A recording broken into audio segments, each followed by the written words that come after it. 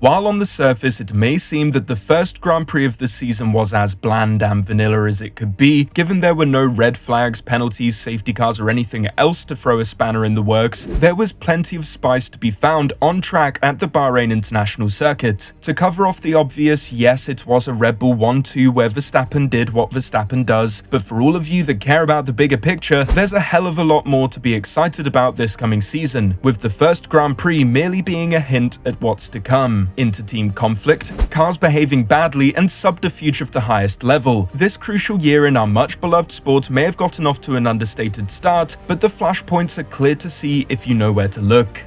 So, want to know why Mercedes could be in for a bumpier ride than expected? It seems they've done everything to get off to the worst start possible. And stick around because Lewis Hamilton did not hold back on his verdict of the first weekend back on track. So, a Red Bull 1-2 with fastest lap, P1 start and faultless execution. Big whoop. The defending world champions got off to an expected start, with the sacrifices that made qualifying closer than expected clear as the race setup allowed Perez and Verstappen to make light work of the field. P3 was none other than Ferrari outcast Carlos Sainz, who was forced to dispose of his struggling teammate twice due to the pit stop strategy by the team. Leclerc finished P4 despite having a complicated Grand Prix to say the least, with brake issues being apparent from the start, causing at least 6 meaningful lockups in the first dozen laps of the race, especially being seen in the tricky turn 10. Sainz, while being positive during testing, was pleasantly surprised that, as the race settled in, he managed to keep pace with Sergio Perez, always providing an essence of risk if the Mexican driver was to let down his guard, with the Spanish driver having this to say.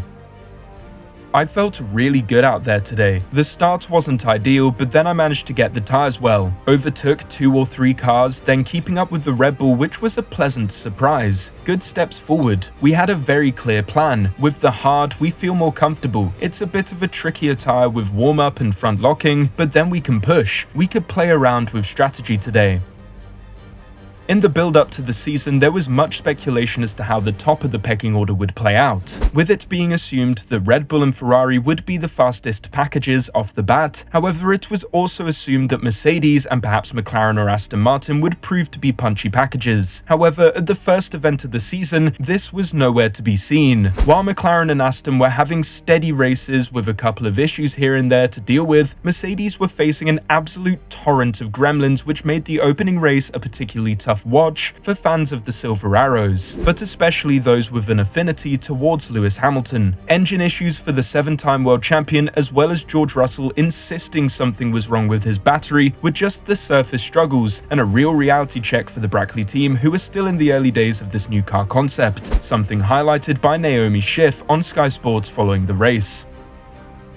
He even mentioned that his seat was broken. There was a lot that they were dealing with. They seemed optimistic, at least Lewis did. This is now the bitter reality. We've seen the car's performance in qualifying and we've seen the performance in the race. While I think they have made a step forwards because the drivers have told us that the grip is tighter, but if you look at the performance of the Red Bulls, Mercedes are still quite a while away. It means they will still have to work at this concept. They've only had this concept for a couple weeks on track, while some teams in the paddock have had this concept for 2 years. They are still in the learning phase of how to really lock in the performance. The crux of the technical issues that Mercedes faced seemed to be down to the cooling package on the car being set up wrong, with Damon Hill noting that they seemed to grapple with the issues better as the race went on. In all likelihood, some calculations in the lead up to the race weren't fully understood or failed to factor in the need for increased cooling to appease the new package. Obviously, issues are to be expected with a package still in its infancy, with there clearly being some issues to iron out. But could there be more to come from Mercedes? Surely if there are issues that are now understood, they can make a better go at it in the coming races and take the challenge to the red cars in front of them. Well, not according to Toto Wolff, with him giving a glum message of defeat to Sky Sports following the race.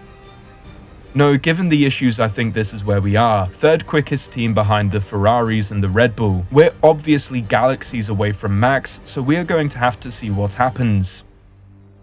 Wolff would also go on to talk about the apparent gremlins in the Mercedes setup, with the team principal saying, It was odd. As the race unfolded, we had to lift and coast more to manage the temperatures of the power unit. We closed it up too much. That was the main issue, and then we didn't have the pace weirdly. I mean, Max was in a different galaxy. We need to look at ourselves and why we lost so much performance on the harder tire. We got the cooling level wrong, and therefore you need to lift and coast. You lose performance on the tires. It was a bit of a vicious circuit.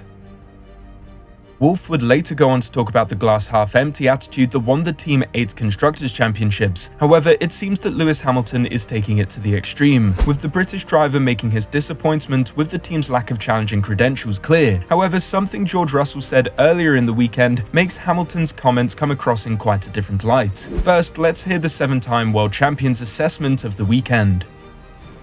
"I personally feel great. Physically I feel great, so winter training has worked. I think we probably feel a little bit of disappointment within the team. I was definitely hoping we'd be better this weekend than we were. It was a tough race, it was close with everybody. Degradation is obviously high. There's plenty of areas in which we can improve. We're further back to the Red Bulls than we thought we were. I think today was a struggle in the car. The platform, I was giving it everything, but there wasn't a lot of performance there compared to some of the others ahead of us."